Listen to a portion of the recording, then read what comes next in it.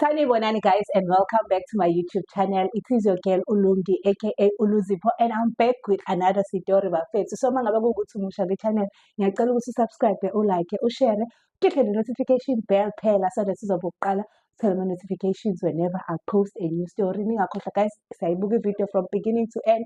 Asiweqi ama-adverts bafethu ngicela niwabuke for our channel's sake bakwethu.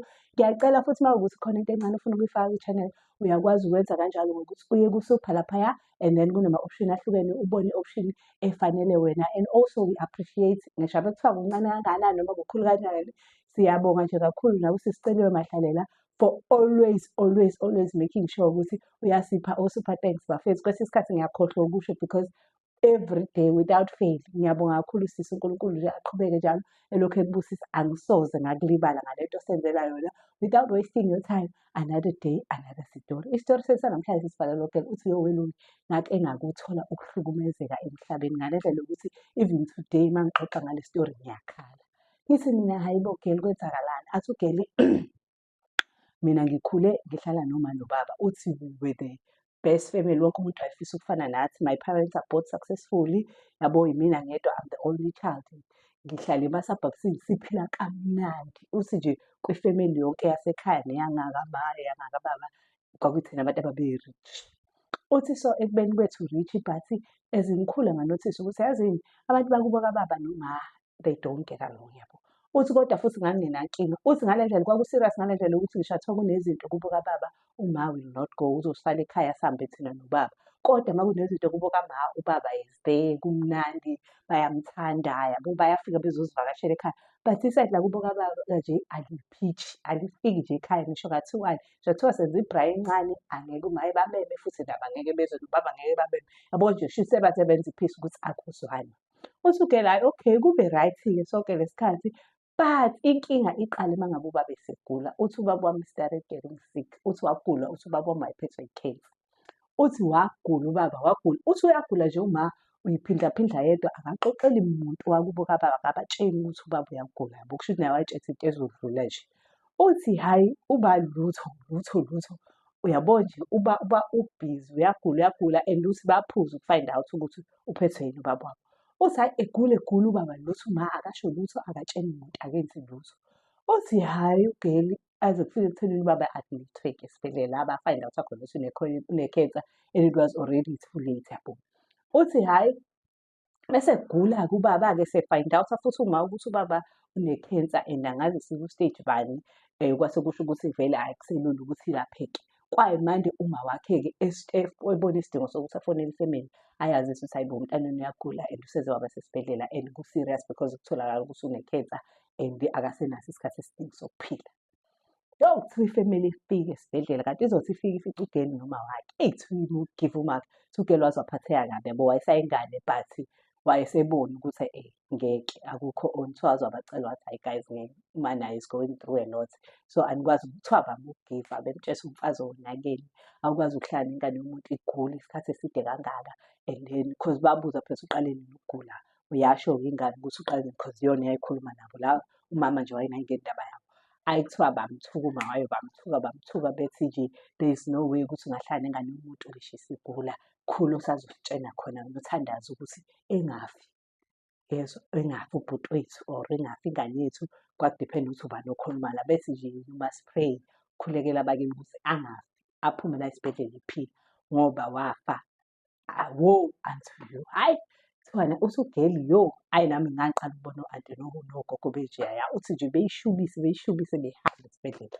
Uthi hhayi mase behambile ngimtshela mayethi hawu mayazi ngangibona ukuthi anjani but ngangazi ukuthi it's this deep yabo. Hhayi athi khona endlini nanginomsebenzi nalaba futhi angibasabi nje abangidlisi ngepayipi yabo. Hhayi kuthiwa-ke kade ngebhadi ngempela ubaba wengane uzoshona. Kuthiwa uma eshona ubaba wengane uma wengane ayitshele ingane ukuthi kukuwena-ke ukuthi uyabatshela wona abatsheli mina ngeke ngibatshele because bathi mangabe kuwukuthi nje bayalentuza bawukuthi ingane yabo iyashona wo-anti mina. So uma ngibatshela ukuthi ingane yabo ishonile ucabanga kuzokwenzakalani kimi. Ayi ingane ithi nayo ayizongeni because nayo icasukile yabo icuka ukuthi bayenza lento abayenza kumawayo.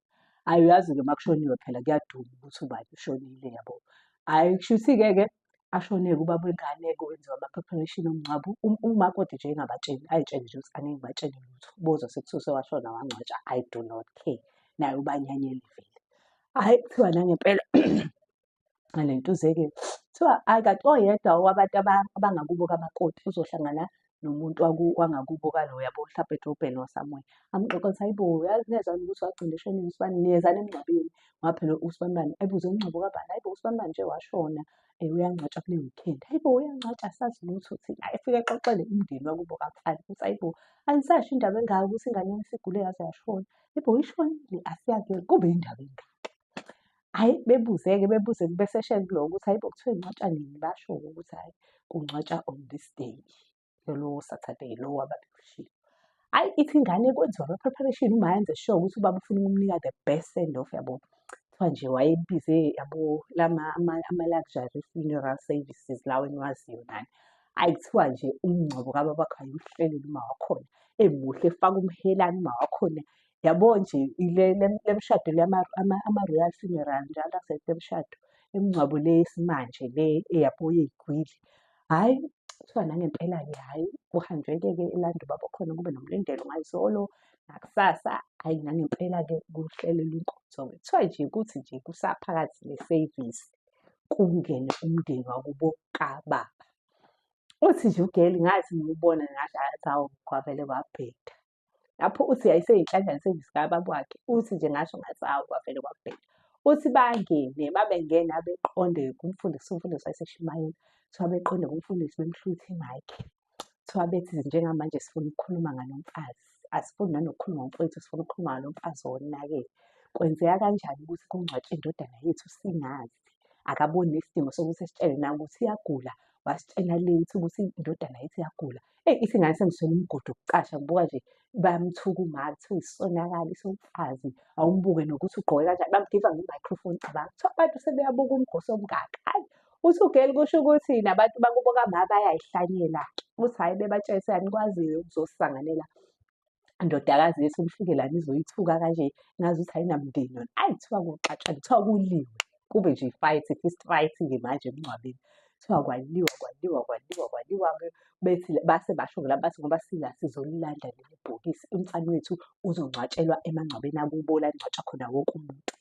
Hhayi kuthiwa-ke nje bethi abakubo kwentombazane niyahlanya, kuthiwa kwamama wengane athi niyahlanya, akukho muntu enizomthatha la mina umuntu wami sasinama-plan naye sabhala phansi ukuthi sifuna ukungcwatshwa kuphi kanjani. So nje angeke size sizwe ngani. Kuthiwa hayi kuxatshane, kuthiwa balwe kuliwe. Kuthiwa hayi bo abantu bayababaza bayashutha.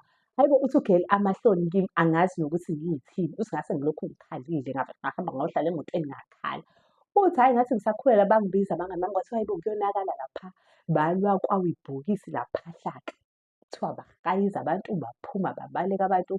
Kuthiwa-ke kwasiza abantu abasemangcwabeni bagijima bathatha ingubo le eyayinentuza ubaba. Ithi ingane ngibona ubaba elele laphaya e-helpless. Abantu belwa bengenandaba nokuthi sekuze kwawa ibhokisi. Uthi uGeli ngakhala ngahamba nami ngayolekelela ukuthi ubaba agoqe. Ngakhala uthi ngathatha i-microphone ngathi kodwa niyayibona amanyala eniwenzayo, niyayibona lento eniyenzayo kubaba ukuthi ibuhlungu kanjani. Niyayi-understand i-pain eningizwisayo namina njengengane yakhe. Nonke both sides awamthanda ubaba cause kube kuthiwa niyamthanda ubaba ngabe niyahlala phansi nikhulume. Kuthiwa yakhuluma ingane yakhulumiswa komuntu omdala yasho ukuthi kube kuthiwa nabantu abasile ngabe nihlala phansi nikhulume lento, bukani umonakalo osuwenzekile. Hhayi kuthiwa noma wakhona I-realize hayi bo ibhokisi seliwile yabo. Kuthiwa bonke kuqalwe manje kukhalwe-ke kuxakekwe ngempela uSigozanele. Ayi kuthiwa umfundisi angenelele kasho umfundisi athi hayi guys seniyethufa. And bengithi angeke ngingene iy'ndaba zomndeni cause angizazi zasukelaphi.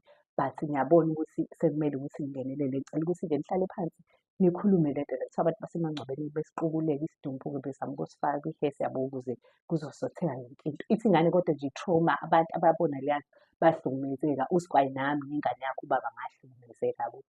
Uthi hhayi-ke kuhlalwe phansi-ke kudingidweke-ke. Uthi ekugcineni vele wonke umuntu kuvunyelwa nokuthi uma is at fault vele waye-wrong. Awukwazi ukungcwaba umuntu ene-family ungayitsheni yabo. Uthi kwayinami nga-realize ukuthi hayi uma u-wrong as much as ngangingane nga-realize ukuthi uma u-wrong. Hhayi kuthiwa-ke ne-family yakhe-ke yam-defend-a kodwa nje sebebona kahle ukuthi u-wrong.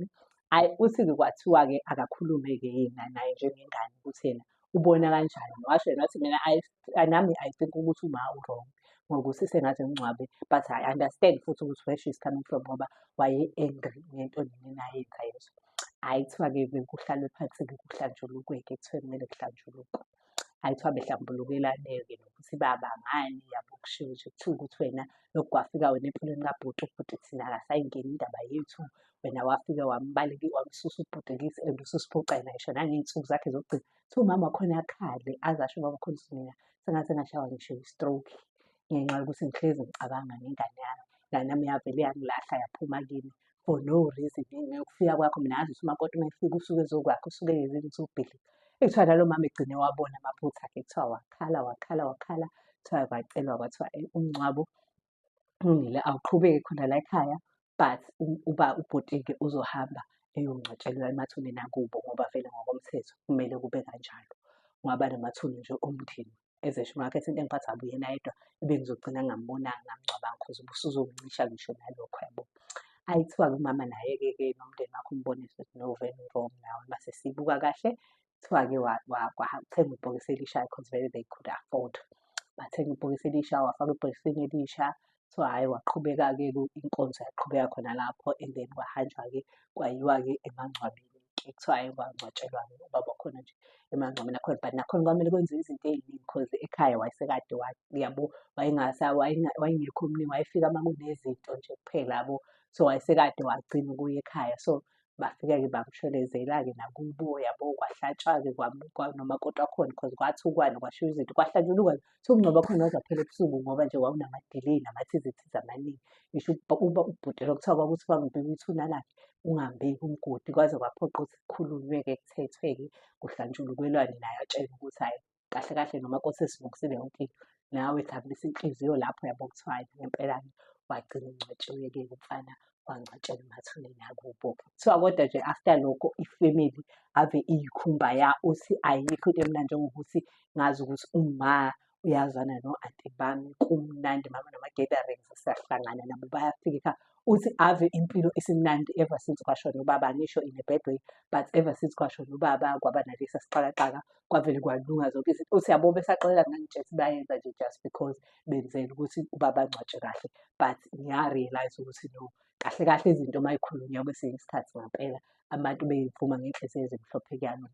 Uthi nje kuyinamhlanje siyi-one big family, even umndeni wakubo kababa uyazwana nomndeni wakubama. Uthi kuke kuhlangane imindeni yothu kube mnandi ngale ndlela ongakaze uze uyicabange. Kodwa nje uthi i-pain ebangenza yona ayalala ayisuki namanje isithombe sayo emehlweni ami.